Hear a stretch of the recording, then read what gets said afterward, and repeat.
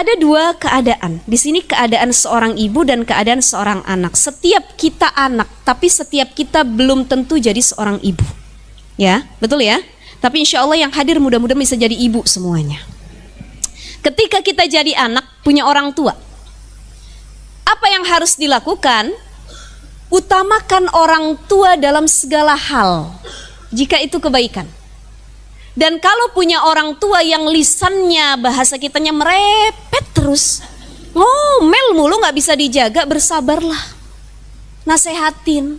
Ada pertanyaan masuk gini, Ustazah, ya Allah saya punya orang tua yang demennya itu ngutuk anak mulutnya. Banyak gak? Banyak. Apalagi kalau kita punya orang tua, dia sudah tua renta, sakit, gak bisa apa-apa, ya. Itu terkadang kembali seperti anak kecil, ujiannya lebih besar.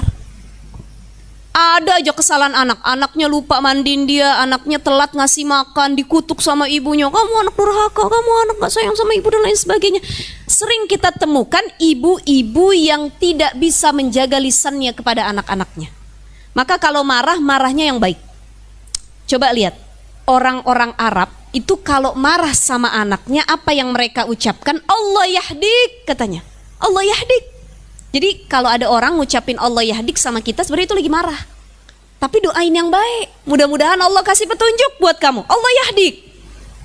Tuh orang Arab begitu. Kita pun sama anak kalau ngomel yang baik. Ya Allah, mudah-mudahan jadi presiden Indonesia kamu tahun depan. Ya. Itu kan doain anak kita ya. Mudah-mudahan jadi hafiz Quran kamu. Mudah-mudahan jadi imam Masjidil Haram kamu. Tuh, doa ibu yang baik. Jangan anak kita kelakuannya kayak setan, kita panggilnya setan. Bang setan kamu nih, kata kita. Nauzubillah min dzalik. Ada orang tua yang ngatain anaknya dajjal. Ada lagi, saya belum lama ceramah daerah kajian itu daerah Tangerang Kota kemarin. Ada ibu-ibu nanya, Ustazah, saya tuh punya suami kelakuannya dajjal katanya. Terus saya suka manggil dia tuh dajjal, saya bilang. Kata dia gitu. Saya bilang, Bu, seburuk-buruknya pasangan kita jangan pernah manggil dia dajjal.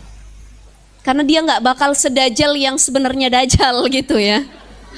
Atau kita manggil Firaun kamu katanya. Hati-hati, kalau suami kita Firaun yang diabadikan dalam Al-Quran bukan Firaun dan Asia, tapi kita orang Cinere yang diceritakan dalam Al-Quran. Nah itu hati-hati, lisan kita keluarnya yang baik-baik. Ini Jurej, salah satunya bagaimana bentuk lisan seorang ibu kala itu. Atau Imam Sudis, yang kalau kita umroh atau haji sering dengar tuh ya, itu jadi imam sholat maghrib. Saya belum lama kemarin, 2 minggu yang lalu baru pulang umroh. Masya Allah, mudah-mudahan ibu-ibu semua nyusul nanti ke sana. Itu tiap maghrib Syekh Sudis tuh ngimamin tuh. Ya Allah, enak banget suaranya. Ini kalau kita ngelihat track recordnya, riwayatnya, waktu kecil pernah disumpahin sama ibunya. Tapi sumpah ibunya apa? Idhab enta ilal masjidil haram imamun hunak. Sudis, pergi kamu ke Masjidil Haram, jadi imam kamu di sana. Tuh marah ibunya, diusir anaknya, suruh jadi imam di Masjidil Haram. Ternyata jadi doa. Ibu-ibu kalau ngomel sama suami sama anak, oh yang baik-baik pokoknya. Gitu ya. Doainnya yang baik. Anak lagi tidur, suami lagi tidur, sekesel-keselnya kita, doain yang baik. Pandangin wajah suami kita, ya Allah, kalau bukan karena dia, siapa yang nafkahin saya sampai hari ini? Kalau bukan karena dia, siapa yang bantu saya ngurus anak-anak sampai hari ini? Ya Allah, ini laki-laki yang terbaik yang Allah kasih. Ya, cium keningnya, bacain doa ubun-ubunnya. Jadi jangan bayi doang yang didoain. Suami juga sering didoain ubun-ubunnya. Ya, lagi tidur suaminya kaget. Siapa yang niup ubun-ubun? Gitu ya. Doain Rabbana hablana min azwajina wa zurriyatina qurrata a'yun waj'alna lil muttaqina imama. Pegang dadanya, bacain Rabbi syrah li sadri wa yassir li amri wahlul 'uqdatam min lisani yafqahu qawli. Pandangin, doain, ya Allah panjang umur, sehat badan, jadi suami yang soleh. Jangan sampai kita mandang suami pas tidur, aduh empat bener ya Allah, ngeliat muka nih laki. Kalau bisa jangan bangun lagi dah nih katanya. Hati-hati. Jangan sampai doanya yang tidak baik, karena lisan kita mustajabun. Apa kata Nabi? Ummuka, ummuka, ummuka. Karena perempuan dapat keutamaan yang luar biasa. 3 tingkatan lebih banyak dari seorang ayah. Yang kedua, perempuan mengandung, melahirkan, menyusui. Yang ketiga, perempuan dikasih rahim. Nih, tempat ngandung bayi, laki-laki nggak ada. Jadi laki-laki kalau pengen lebih cinta sama istrinya, coba kita bawa kelapa 2 biji di perut. Kita tahu rasanya tidur madep kanan pegel, madep kiri pegel, tengkurap kagak bisa. Ibu ya, makan susah, ngidam, berabe dan lain sebagainya. Ini perjuangan seorang ibu, ini keutamaannya. Maka dari keletihan, kesusahan seorang ibu menjalankan perannya, Allah kasih kelebihan da'watun mustajabatun, lisannya mustajab. Maka yang baik-baik, ya Allah, jadikan anak saya ahlul Quran semuanya. Jadikan anak saya ulama-ulama yang akan datang. Jadikan anak cucu keturunan saya orang-orang solih semuanya, ya Allah. Kenapa? Lisan kita menuntun bagaimana hidup anak kita selanjutnya. Ya. Jadi insya Allah yang hadir mudah-mudahan gak sembarangan lagi kita semua lisan kita. Amin ya Rabbal Alamin. Itu ya. Maka sekali lagi ibu-ibu, seorang anak ketika dia tumbuh ada 2 hal, faktor yang mendukung. Ada faktor nature, yang kedua kultur. Nature, anak tumbuh alamiah. Bayi nangis alami atau bukan? Fitrah bukan? Fitrah. Bayi bisa ngomong, tiba-tiba bisa bicara dikit-dikit, fitrah bukan? Fitrah. Tapi bicaranya, bahasanya kayak gimana, itu nature apa kultur? Budaya. Dan budaya paling fenomenal adalah bahasa seorang ibu. Anak ngomong kayak gimana ngikut ibunya. Kenapa? Yang paling sering ditemuin ibunya. Maka jangan aneh seorang ibu yang lisannya baik itu nurun sama anak. Ada ibu yang lisannya gak baik disebut ibu yang durhaka. Kala itu ada seorang laki-laki datang kepada Umar bin Khattab. Wahai Umar, aku punya anak. Anakku durhaka, panggil dulu anak kamu sini, kita tabayun. Anaknya datang, dia bilang, cerdas nih anak walaupun bandel durhaka ya. Wahai Umar, apakah yang durhaka itu cuman anak sama orang tua, atau orang tua juga bisa durhaka sama anak? Oh, orang tua juga bisa durhaka sama anak. Apa ciri kedurhakaan orang tua kepada anak? Kata Umar bin Khattab 3. 1, ketika dia tidak memilih pasangan yang baik. Kita nikah ibu-ibu, gak milih suami yang baik, suaminya bejat, suaminya gak tahu agama, suaminya gak bisa baca Quran, suaminya ahli maksiat.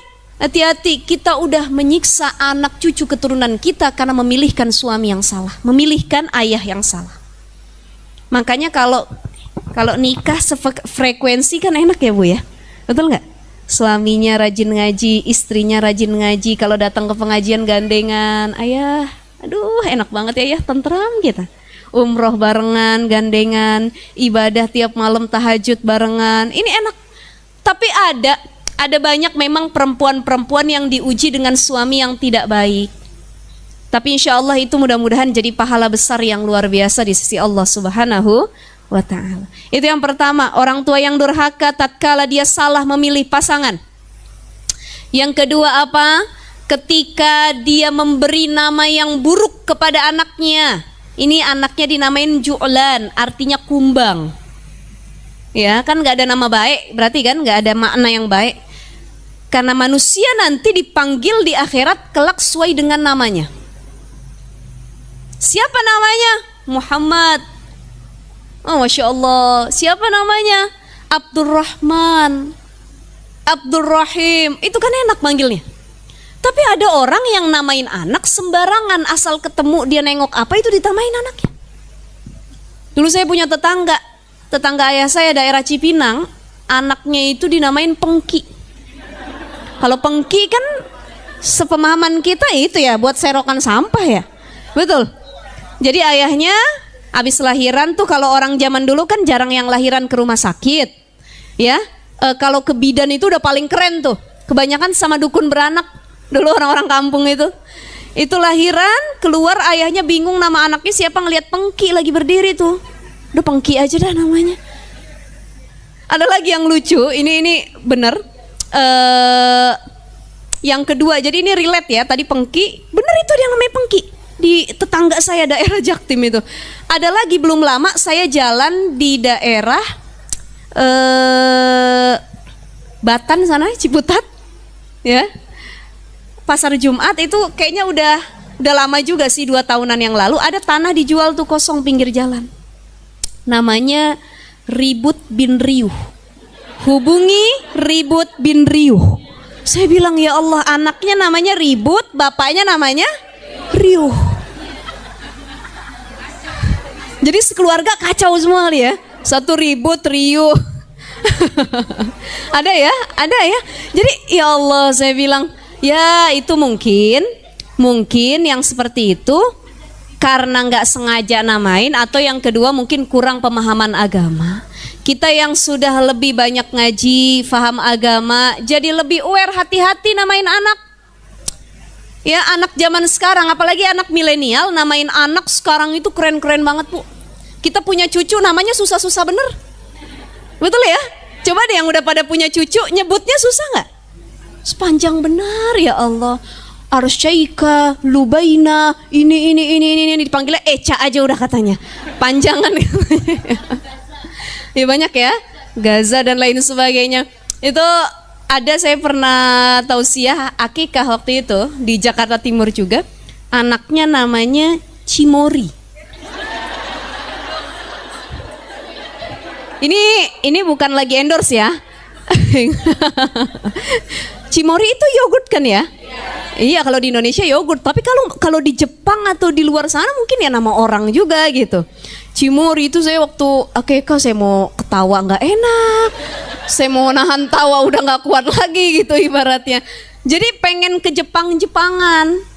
Boleh nggak boleh aja, tapi sebagai seorang muslim yang baik, lebih baik namanya itu diambil dari ayat Quran, diambil dari sholawat, nama orang-orang sholih, keluarga Nabi, nama para Nabi, ummahatul mukminin, itu lebih bagus.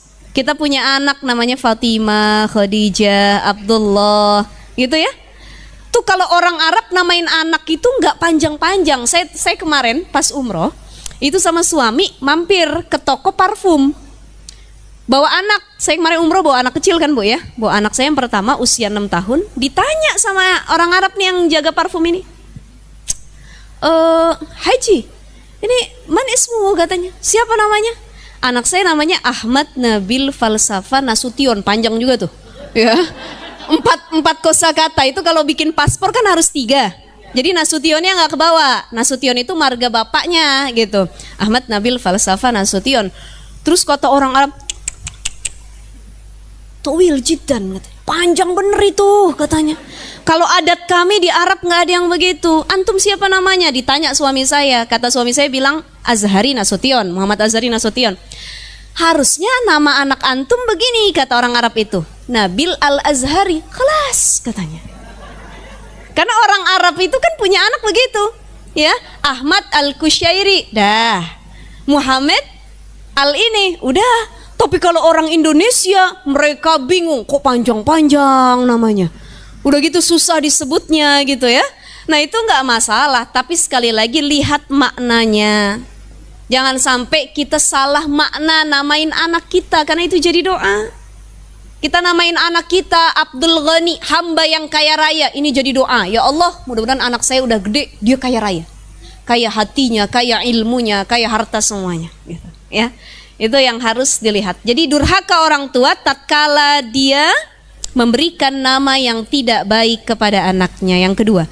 Yang ketiga, tatkala seorang ibu atau ayah tidak mengajarkan Al-Quran kepada anaknya, boro-boro ngajarin, mentasmikan dari lisannya nggak pernah. Ada ibu yang nggak bisa baca Quran, tapi dia sadar diri, dia paham, ya Allah saya nggak bisa baca Quran, saya pun masih a i u e o gitu. terkait makhraj dan lain sebagainya, maka saya carikan guru untuk anak saya. Ini orang tua yang baik. Ada orang tua yang udah kagak bisa ngaji, tajwidnya kagak bisa, makhrajnya kemana-mana, ngajarin gak bisa, anaknya mau ngaji kagak boleh, kemudian gak dipanggilin guru lagi. Wah, ini orang tua yang durhaka, karena tidak ada ikhtiar atau usahanya untuk mengajarkan Al-Quran kepada anak-anak kita. Tuh,